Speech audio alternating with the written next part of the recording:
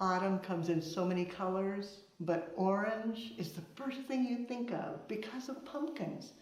Doing a design, foam-free, textural, and fabulous. Let me show you how it's done. The pumpkin, already carved out. I used all of the procedures that we taught you in the Tulip Tuesday. You can look at that online in the playlist. Once it's set, you can add in a vessel. That's going to hold the water to keep it away from the pumpkin. Fresh water mixed with flower food.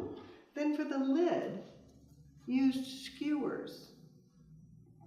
Placed them in and then glued it with Oasis Flow adhesive to make sure that it doesn't let go.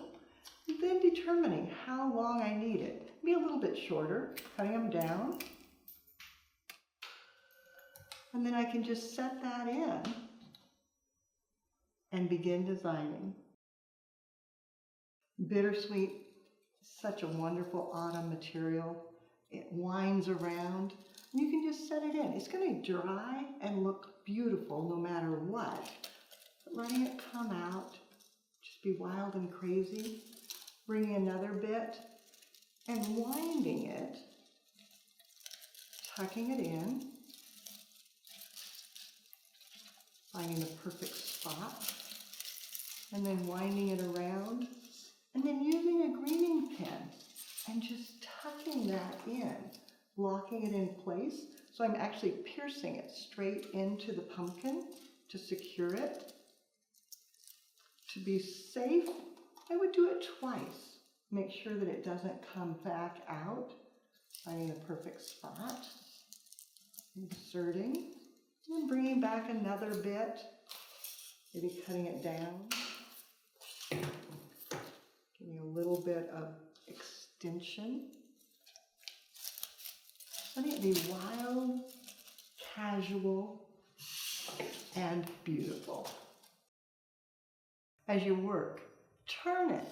Make sure that you like it from all sides. You can see the back has a bit of a hole at the moment, but it still all pulls together. So I want to go back and add into the back area. And I have a beautiful dried banksia that'll give me substance. Cutting it down. And then letting that go in on the back side. Filling in. Should still look good from the front, but it adds substance to the back. Then going with beautiful foliage. This is maple, complete with the lovely helicopters. It's from Teacher Michelle's yard. Just giving it a cut. Pruning down the sides so that you can get it into the water. And letting that come out. Filling in. Coming from both sides. Giving it that very natural forage look that's so popular today. Then adding in some cattails for a little extra height.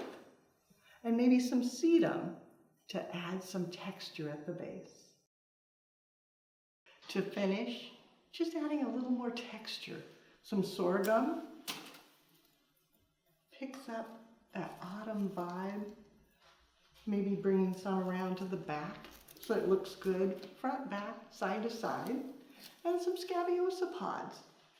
Again, that autumn hue and wonderful texture, tucking it in and radiating from the central binding point. The recipe, I started with the pumpkin. You can get the whole care instructions in the Tulip Tuesday, Pumpkin Care. You can look at that. Then I went to the bittersweet, and I used 3 stems that I wound around to give a good base to everything. Then I filled in with the maple from Teacher Michelle's yard that finished it off, giving it a truly autumn vibe. Then that single banksia tucked in to create the emphasis. 2 stems of sedum to add the depth. 5 cattails. And then as I was finishing, I added in 10 of the scabiosa pods and 6 stems of sorghum to get that texture to finish it off. Autumn, the season for pumpkins, and adding in so many treasures, both fresh and dried. You'll find more creative inspiration on the website, flowerschool.com. If you have questions, you can reach us through there. But now it's your turn. Find your favorite pumpkin, carve it out, and design away. Be sure to take a picture and post it on social media. #FoilDesignInstitute, so we all can see what you do as you do something you love.